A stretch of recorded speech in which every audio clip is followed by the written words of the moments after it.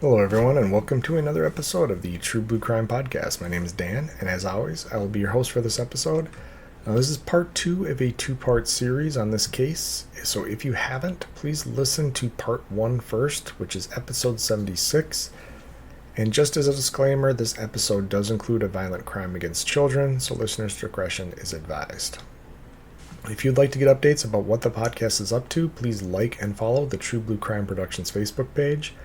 More information can be found at the show's website at truebluecrimeproductions.com.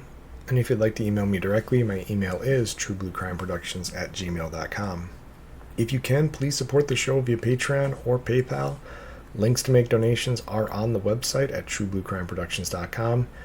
Any donation level helps, and it will help ensure I can keep making free episodes of the podcast and expand the podcast in the future. Any donations will receive a shout out in a future podcast and a thank you message from the host.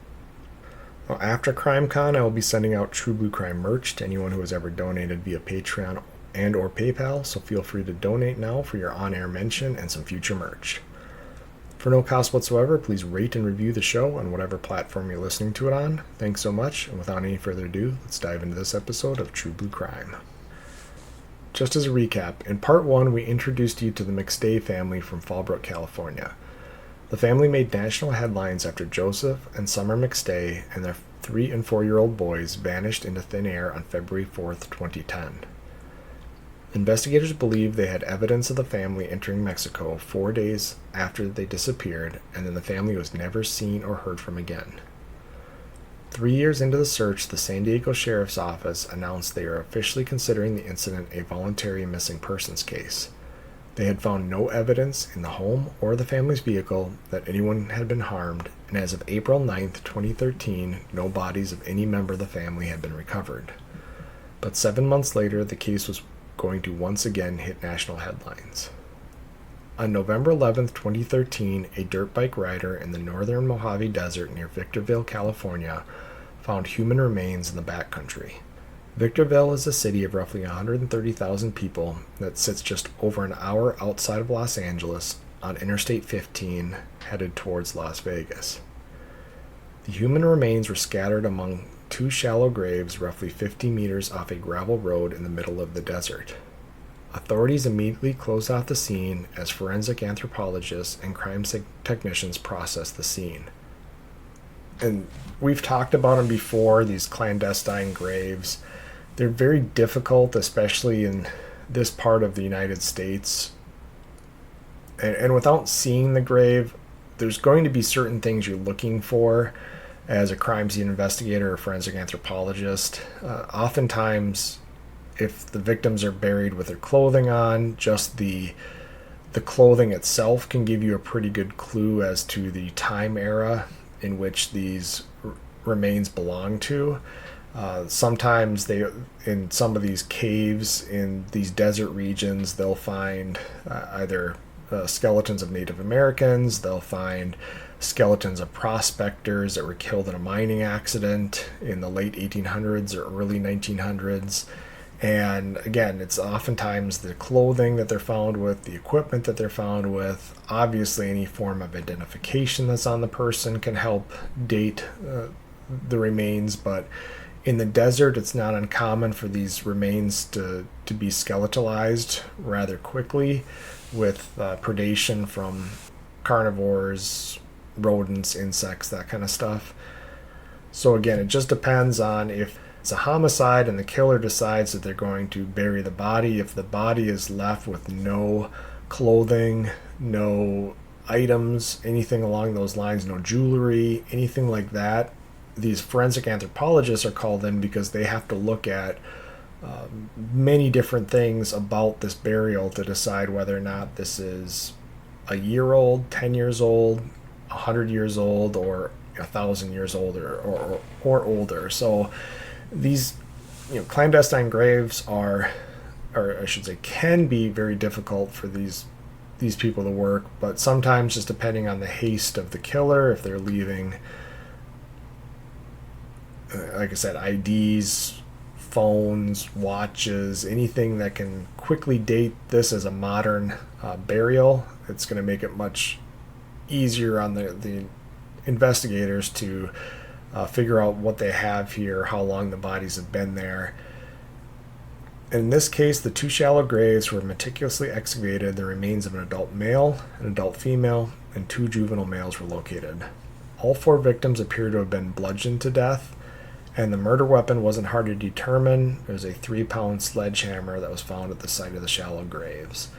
So again, it didn't list anything about clothing or other items of identification that were found, but right away, if you're finding this 3-pound sledgehammer either buried with the bodies or near the bodies, and you've got damage to the skeleton of the bodies that indicate blunt force trauma, we're going to quickly put it together that the bodies likely aren't going to be older than the 3-pound sledgehammer, and if it's a more modern tool, you're going to have a modern grave. And 2 days later, dental records were used to positively identify Joseph and Summer McStay as the adults in the shallow graves, and investigators had to assume the other 2 sets of remains belonged to Gianni and Joseph Jr. And while the news was unfortunate, family members were able to find a sense of closure, and their steadfast belief that the family hadn't voluntarily disappeared was vindicated. And we talk about this from time to time. This has to be the absolute most difficult time for a family, that little bit of hope that they're holding on to, that maybe they did just go to Mexico and they'll come back someday, we'll see him again someday, we'll hug him again someday. All of that hope evaporates and is replaced by grief and loss. But at the same time, all of the pain of not knowing what happened to the family, that goes away as well. It's replaced by a different pain, but you don't have to lay awake at night and wonder where they are, or what they're doing right now, or why they did this, why did they disappear, if they're still alive, all that kind of stuff. That stuff goes away, and it's replaced by, again, it's different pain, it's anger, somebody did this to these people, but at least the family, again, gets some sense of closure. And then at the same time, the members of the family that were adamant that the family wouldn't just voluntarily disappear, they get to be a little vindicated. Not that they want to be, but they get to be a little vindicated that they were right, and that they knew that this was not what Joseph and Summer would do. And now investigators were able to move forward with the homicide investigation. They were 4 years behind, but they had done some work during those early months of 2010 that were about to pay off. And as I mentioned, prior to these bodies being found, there was no evidence that any harm had come to the McStays. So as much as these investigators probably wanted to treat this as a homicide investigation, there was also the possibility that these people were still alive, and you can't really push a homicide investigation while you don't have a body. It does happen from time to time. You do have no body homicide cases, but usually there's going to be some extenuating circumstances. There's going to be blood found in a house that the person was in and now they're missing. There's going to be something that indicates a crime of violence occurred before this person went missing. And in this case, they don't have that, and they don't have any, at least at this point, they didn't really have any motives for anybody to bring harm. Because that's the other thing is, yes, you're going to look around, and we've done this many times before, but the victimology is, he's a business owner, doesn't really run around with a tough crowd. She's a licensed real estate agent, mother of 2 young children, and then the 2 young children, they're living in a middle class neighborhood in San Diego. They're not your prototypical quadruple homicide victims. So it's going to be difficult for investigators back in 2010 to really push this as a homicide investigation, but now with the recovery of the remains, they're able to look at it, and they're able to go back to some of that stuff they did in the early months after the disappearance and start to put it together now, saying we can forget all about the Mexico angle. We know they stayed in the United States and something terrible happened to them. Let's figure out who did this. And investigators had their suspicions about Charles Merritt very early in the investigation. And Charles had an extensive criminal history, including felony convictions for burglary and receiving stolen property. He was known to gamble, and according to his family, he was bad with finances. So Charles Merritt is the work associate of Joseph that he met with at Chick-fil-A the day that the family went missing. So, and this is the same guy that Joseph's father, Patrick, found some emails concerning some questionable financial stuff that was going on with Charles, and investigators kind of briefly looked into it. And I know he did take a polygraph back in 2010, and this probably was in relation to some of that financial stuff because it is motive. And he actually passed the polygraph, but I think investigators always had in the back of their mind, if this family ends up being located deceased at some point from homicidal violence, Charles is the guy we're looking at. As I mentioned, he was interviewed by investigators and he passed a polygraph test, but when answering questions about Joseph and the family, he continually referred to them in the past tense, and this was just weeks after they went missing and years before it would be known that they were dead. And during a TV interview that occurred after the family's remains were found, Charles told the reporter that he was definitely the last person to see the family alive. And he used those words, definitely. He didn't just say, I think I'm the last person, or I'm guessing I'm the last person. He said he was definitely the last person to see the family alive. And this statement drew immediate suspicion from both investigators and those close to the family. How could someone be so sure they were the last person to see someone alive unless they were the killer? And this falls back to some of the interview and interrogation trainings I went through, and I know we've talked about this in the past. People's subconscious is a very powerful thing. Oftentimes when we're talking or when we're writing something, we're not really even paying attention to what we're really saying or what we're really writing. Our brain is filling in a lot of gaps as we're just kind of hitting main points.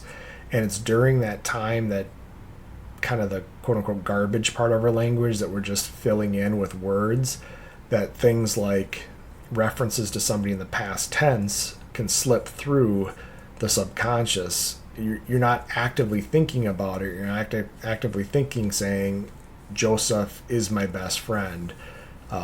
Joseph and I hang out all the time. Joseph and I do this and do that, because that's what somebody's going to say when they believe somebody is still alive and they have no reason to believe the person isn't. However, if your friend passes away, immediately your subconscious goes to, whenever you talk about that person, he was a great person. He was my best friend.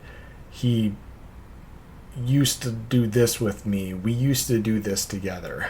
All of these past tense things only occur in our verbiage when either we've ceased to be friends with somebody anymore or when that person passes away. And again, when you're just trying to hit main points and trying to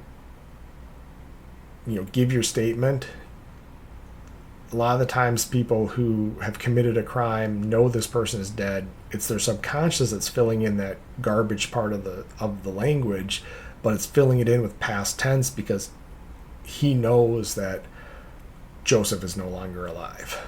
So these are the kind of things that investigators catch on to. Obviously, media personality, the reporters, that kind of stuff, when they're asking these questions, will catch on to this kind of stuff, because this is not the language you expect to hear from a good friend who thinks their friend is just missing and hopes the best for them. This is definitive language of somebody who knows that person is already dead.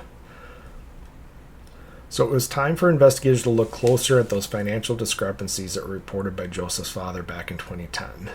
And investigators were able to access the QuickBooks business account for Joseph's company, and it became very obvious that a lot of money was being moved around during the days after the family disappeared. And checks had been written electronically via the QuickBooks account and were made out to Charles Merritt and several companies that Charles owed money to.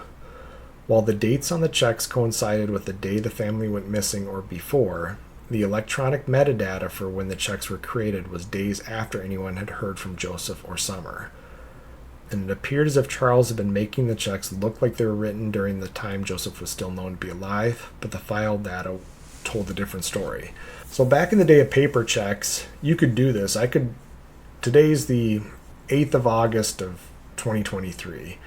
And I can write out on a check right now to somebody that the date I'm writing this check is the 4th of July. I can just do that. I can give them the check. It'll look like when it gets to the bank that this person held on to the check for some reason for over a month, but there's really no question about it, and it's going to be pretty difficult to prove on just a written piece of paper when exactly that check was written. But because these are electronic checks and because they're part of a software program, the software program is keeping track of every time that that check is actually quote unquote written by via its electronic signature, via its metadata.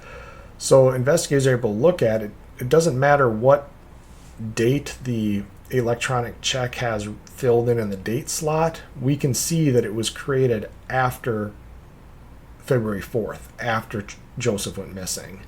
So it's somebody who's trying to make it look like all these checks were being written before anybody went missing, so that when they're cashed or when somebody follows up later, if they just see the visual form of the check, they're going to look and say, oh, okay, well, that occurred before Joseph went missing. No need to look any closer at that.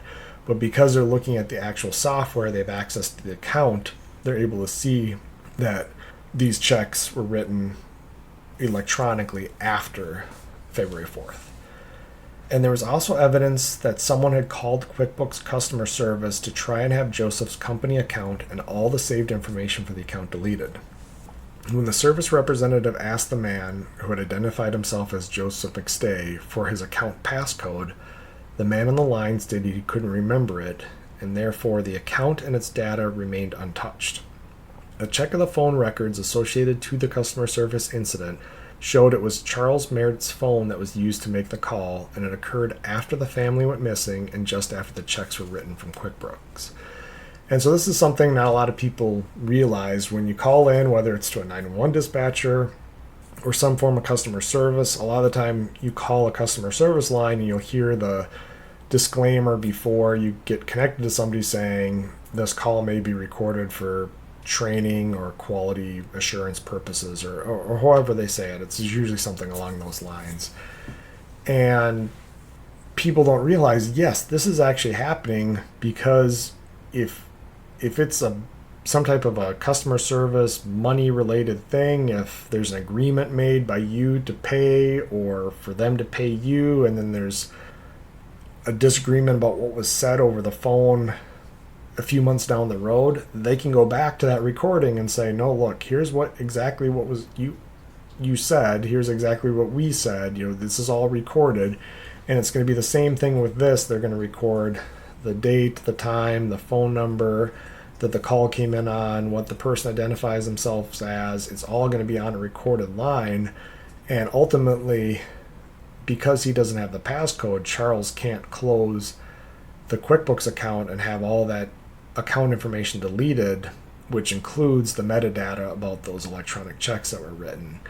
So he's able to visually make it look like these checks are on the up and up, but he can't actually delete the paper trail, or in this case the electronic paper trail, that shows that he's manipulating these transactions after the family goes missing. And the emails that Patrick had found on his son's computer detailed that the lunch meeting the day Joseph went missing had been with Charles, and Charles had admitted as much, but the reason for the meeting was conveniently left out or fabricated when investigators questioned Charles back in 2010. And Joseph had discovered that Charles was stealing from the company, and this was likely billing the company for jobs he didn't actually do or overbilling the company, and he already owed Joseph $30,000 for a loan Joseph had given him to settle a gambling debt, and now the total amount to include what was missing was somewhere around $42,000. And as I think I mentioned either in part one, Charles is a fabricator, so he's doing the welding on these large water feature structures. He's doing all of that kind of that work, and I'm sure Joseph, running the business side of things, he's just kind of put his faith in Charles, that Charles is billing appropriately for parts and labor, for equipment and materials, all that kind of stuff. And it wouldn't be difficult, more than likely, for somebody to fudge some of the numbers with either the hours for the job, the material costs, the anything along those lines. You can adjust things, I guess, if you're willing to risk the job and risk criminal charges. But you could turn a 8-hour job into a 20-hour job. You could turn needing 1 pallet of materials and needing 2 pallet of materials, even though you only ever order and pay for 1 pallet. So I think some of this stuff was going on, and Joseph got wise to it and decided he was going to part ways with Charles. And this was likely happening during that lunch meeting on February 4th. And this is obviously very bad for Charles, because he's going to be out of a job and he's already in severe debt. And this was, as I mentioned in part 1, during a very difficult recession in which it was incredibly difficult for fabricators and builders to find employment. Basically, all of America at this point was just kind of in a bit of a spending freeze, because the money wasn't flowing like it had been before. Definitely there wasn't a whole lot of new house construction, new building construction. So these fabricator builder guys, they were out of jobs because there wasn't a lot of disposable income for people to do this kind of work, or have this kind of work done, I should say. And so he's going to be out of a job. Everybody's looking for work, so pay is low. So even if you can get a job, you're probably not going to get paid as much as you probably should. And so Charles goes from having this job with this growing company, and I'm sure he was getting compensated well, to the point that he's going to be out of work, and even compensated well, he's clearly taking some extra money in via stealing from the company, so he's going to be out that as well. And so now investigators realize they have motive for the killings. By eliminating Joseph, Charles could clear his debt to the company, because he owed Joseph that $30,000 gambling debt. That's going to be wiped out. I don't even know if that was done in any type of promissory note or official thing, or if it was literally just a, hey, if you're in hard times, I can loan you $30,000, but you got to pay me back. And it was a verbal agreement between the two of them. So if he's able to eliminate Joseph, eliminates the verbal agreement, he doesn't owe him that $30,000. He's not going to get discovered for this money that he's been stealing from the company. And it's likely that Joseph would have told Summer about Charles's actions, so he can't just kill Joseph, because if he does, then Summer is going to point the finger right at him, saying this guy owed Joseph money, this guy stole from Joseph, he stole from the company, he was going to be fired. Basically, all of this happens, and then Joseph is killed. Summer, again, she's going to point the finger right at him, and law enforcement's going to go digging through all this stuff, find all this stuff, and he's going to get charged. And unfortunately, since Summer was mainly raising the children, it would be difficult to kill just Joseph and Summer without involving the children. Again, he can't kill just Joseph. He has to kill Joseph and Summer, but it's going to be very hard to find a time when Summer's not with the children, or Summer and Joseph together are not with the children. And Gianni, he's 4 years old, so he's old enough to be able to identify Charles. They've worked together for years, so he's going to know who Charles is. So Charles is going to likely decide at this point that his only way out of this whole thing is to eliminate the entire family and then stage it as a voluntary disappearance. Now, police are going to take a second search of the SUV, and this is going to include doing DNA swabs of the steering wheel and gear shifter, and which produced a DNA match between Charles and the vehicle, indicating he drove the vehicle and likely was a person to leave it parked at the strip mall outside the border crossing. He had hoped the investigators would arrive at the conclusion that they did, and that was the family had voluntarily entered Mexico and then disappeared. So to me, the way I read it in the source material was that these DNA swabs were done secondary to the bodies being discovered in the desert, and I guess that kind of makes some sense. Personally, I think just given the goofy nature of it, I probably would have swabbed the steering wheel and gear shifter back in 2010 when the vehicle was discovered. Now, maybe that was how it was done and it was just worded weirdly, but swabbing a gear shifter and a steering wheel doesn't take much time at all. It's a very simple process. But however they ultimately did it, they're able to figure out that Charles's DNA is on the steering wheel and gear shifter, meaning he's the one that drove this vehicle more than likely to this border crossing, leaving the vehicle in the strip mall. And again, I could understand why maybe investigators didn't go down this route right off the bat, because they had no idea that anybody would go to this length to make it look like the family disappeared to Mexico. It just, everything seemed to fit with that narrative of a trip to Mexico, that I don't know how they would have ever figured that somebody would make it look like they voluntarily disappeared. And I think it was just bad luck that a family of four that appeared similar to the McStays happened to be crossing the border on foot at the same time the vehicle was found abandoned in the area. The final item of evidence against Charles was cell phone records that showed he was in the area of the shallow graves shortly after the family went missing. He had grown up in the area and was likely familiar with how remote the backcountry was around Victorville and felt it was a good place to hide the bodies. And his plan might have succeeded, but the area is well known for starving predators seeking out any food source, including human corpses, with rodents and insects and carnivores willing to dig through the sand and rock to get to a rare source of food in the desert. I know that sounds morbid. I'm sorry, but that's just the reality of it, is that in a desert, there's not a lot of source of food for some of these creatures, and that's why so many of these bodies become skeletalized so fast.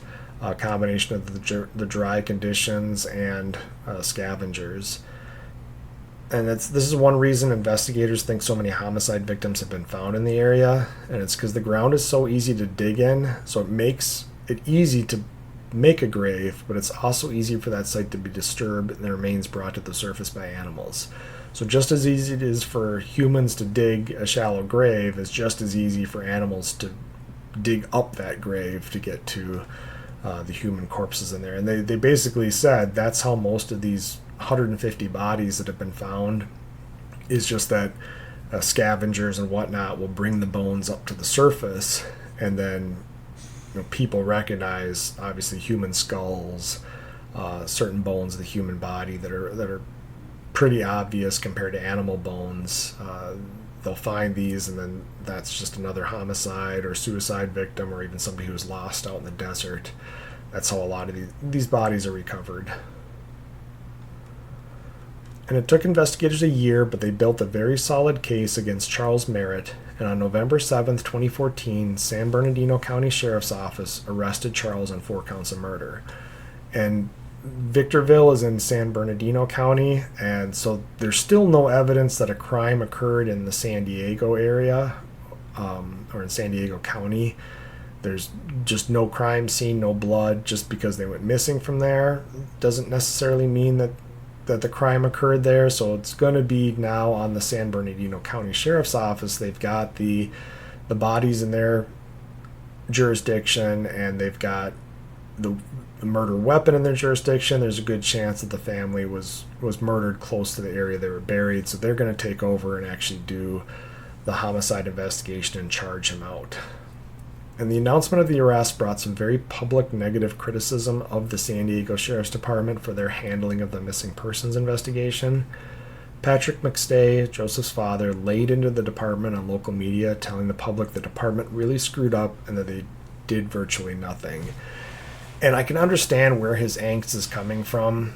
He probably pushed, and I know that he should say not probably, he did push the San Diego Sheriff's Department to do as absolute much as they could on this case. And I'm sure it was very difficult for him to hear that they're not going to investigate as a homicide because they can't prove that the family is dead. And while I get that, and I get it to a certain degree from a law enforcement standpoint, I think there has to be a certain time and where the reverse happened. I didn't agree with them coming out in April of 2013 saying we believe they went voluntarily disappeared at this point, because it's very difficult for a single person to disappear if they really want to. To disappear as a family of four with two young children, these after 3 years, I mean, the boys would have been now 7 and 6. You can't keep these kids quiet. They're likely going to have to go to school. If they don't go to school, people are going to ask questions. If they're playing with even friends in the neighborhood, wherever they live with, something's going to get brought up about how they're not who they say they are, or something along those lines. So I would actually argue that after 3 years, it's more likely that the family is dead than it is that they voluntarily disappeared. And I understand there's no evidence for it, but it's almost the lack of evidence that they're alive leads it more to believe that they're deceased. So I definitely understand where Patrick McStay is coming from here. Is there is such a thing as no body homicides. The suspicious activities around this, the financial stuff with Charles that was known about at the time that they disappeared. There's going to be some other people we're going to talk about that could have potentially been involved and looked at during the investigation. So to me, it just seems like after 3 years, throwing your hands up in the air going, well, I guess they just disappeared is, again, it's not the way that I would have handled it. And the sheriff went public defending his department and stated they did all they could but were limited because they didn't have evidence that a crime occurred. And I just talked about that. Yes, but you also didn't have evidence that they actually disappeared either. The video was not slam dunk evidence, and the stuff around the video we've already talked about. The fact that there's 4 days between the time that they disappeared and between this potential border crossing. What did they do for those 4 days? Why wasn't any money accessed? Why weren't they draining their bank accounts? All of the evidence of what somebody would do if they were trying to start a new life didn't exist. So again, I would argue that the evidence is to the contrary, that something actually happened to them. And friends and family of Charles came to his defense immediately after his arrest, claiming he was a gentle man who never showed any indication of violence, and they didn't believe he was capable of bludgeoning an entire family, including 2 small children, to death. But as we've seen before, gambling and financial issues can make people do things they would never do. We covered the case of the killer grandma. She killed her husband and a complete stranger and was going to kill a third person before she was caught. Her homicides were motivated by financial strain and theft she had committed to support her gambling habit. And then we talked about Alex Murdaugh, who killed his housekeeper, his wife, and his child in an effort to alleviate his financial woes. And not that Alex was a good guy before that, but it's not as if he was a known fighter or an axe murderer. Desperation, especially financial desperation, can make people do absolutely crazy things. And they can be so out of character from how they've lived their entire life. You can't use the fact that the guy would never hurt a fly as a reason why he couldn't commit this murder, unless you could prove that there was no reason for him to commit the murder. But it's pretty clear he had monetary issues, and these were going to be somewhat alleviated if he committed the murder. And then almost immediately, Charles began playing legal games after his arrest. 2 weeks after his arrest, his defense attorney stated Charles suffered from congestive heart failure, and the stress of the arrest was exacerbating his condition. And 2 months later, in January 2015, Charles fired his lawyers and requested to represent himself. He told the courts he had only 6 to 8 months to live and couldn't afford an attorney. So, I mean, I don't know how much of this was true. Obviously, I assume there has to be some doctors backing up what he's telling the courts if he thinks there's going to be any type of action taken against it. I don't know if he thought that he's likely in prison at this time, on a quadruple homicide. The bail's going to be pretty high, and with his financial situation, I don't think he's going to be able to make bail. So he's likely sitting in jail during this time and hoping maybe some of these antics might get him released to be with his family for the last, what he believes or is claiming are the last months of his life. But ultimately, nothing's really going to change. Of course, he lives well past the 6 to 8 months, and he continued to hire and fire lawyers on a pretty regular basis, which further delayed the trial. And we've seen this before, and this is usually, again, the actions of somebody who's guilty, because you're sitting in jail this whole time.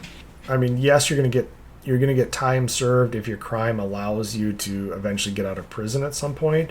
But if your crime doesn't allow it, if it's life without parole or death penalty, really there's no advantage if you know you're guilty or you, whatever reason, you don't think you're going to win, of speeding up that trial. The only time you have an advantage of speeding up your trial is when you believe you're innocent and you want to get the heck out of jail and just get through the trial already so you can get acquitted and go back to living your life. So this is going to go on again.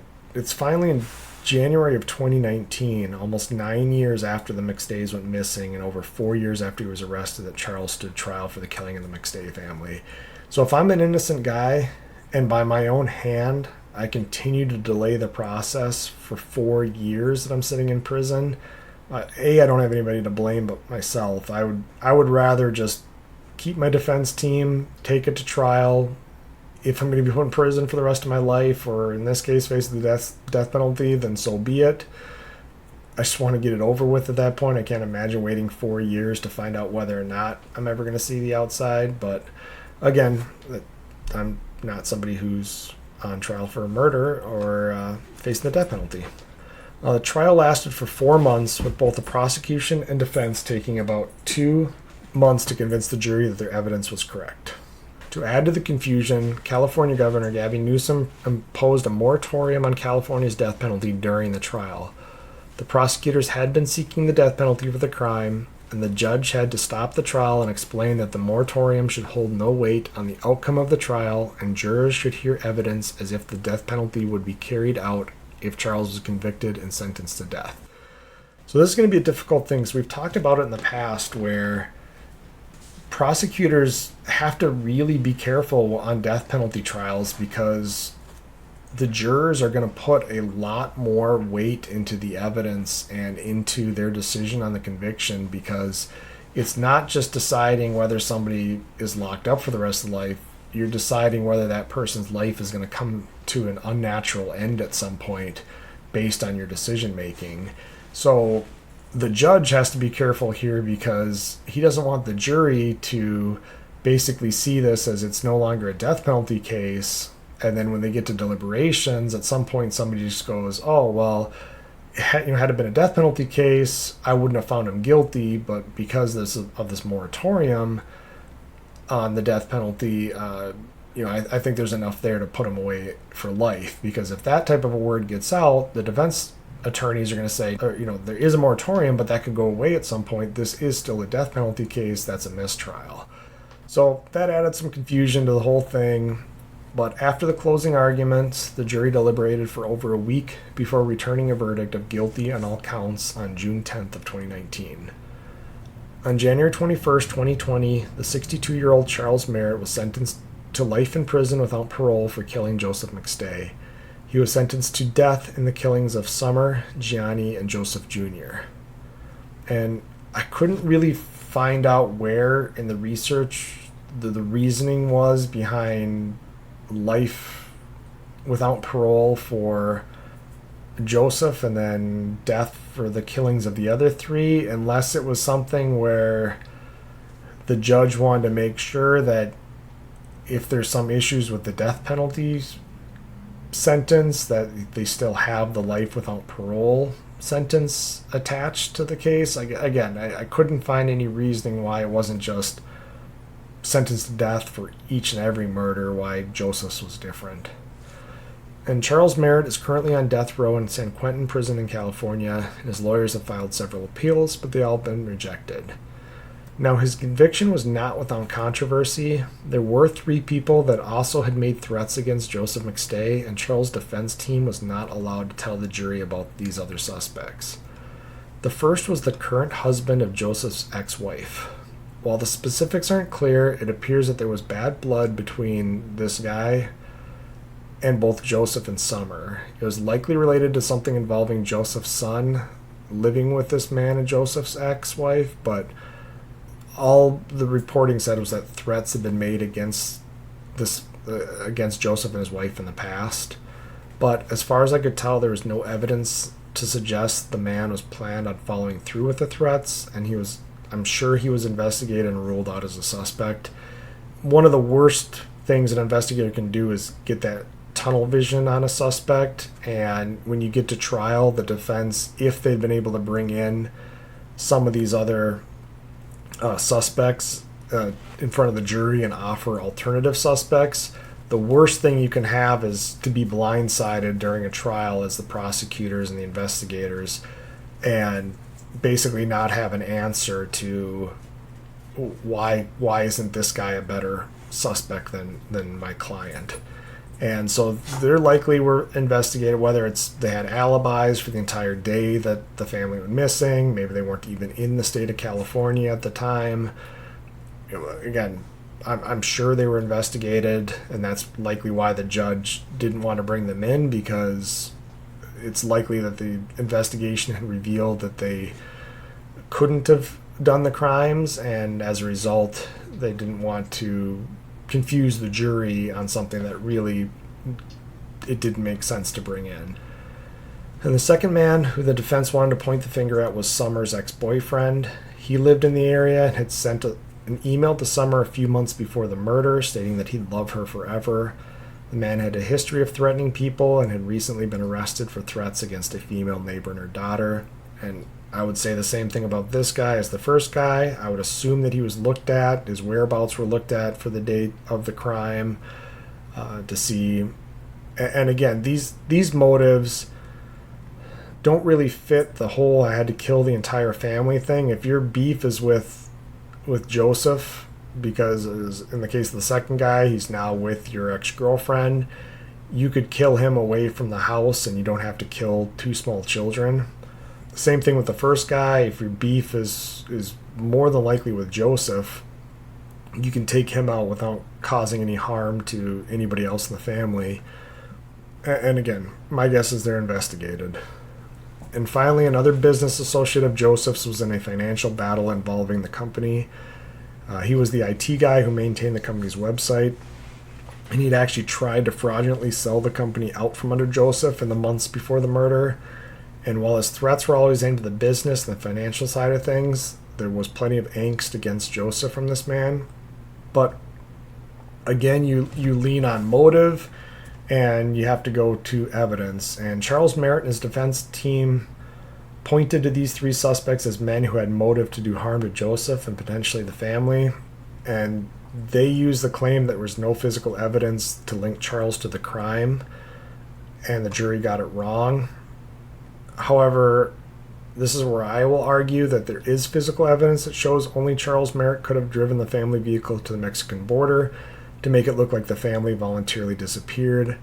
He also had the most to gain financially by eliminating Joseph and wiping out his off-the-table debt, as well as using some of the company's money to pay some of his other debts, and then he attempted to cover it up by deleting the QuickBooks account. And finally, even if all that wasn't enough to convince someone, his cell phone pinged in the area where the bodies were found shortly after the murders.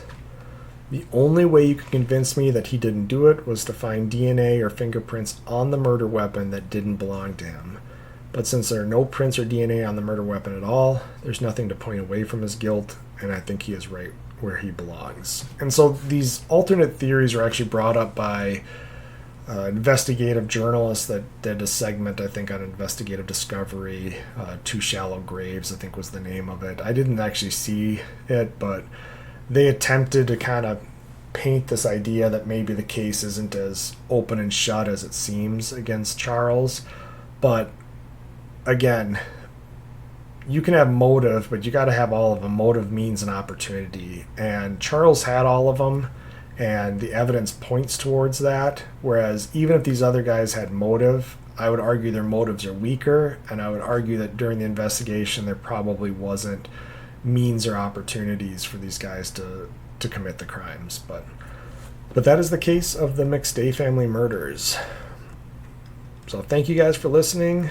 Stay tuned for future episodes, and feel free to write me at truebluecrimeproductions@gmail.com. You can also find me at True Blue Crime Productions on Facebook, and support me via Patreon and PayPal at True Blue Crime Productions.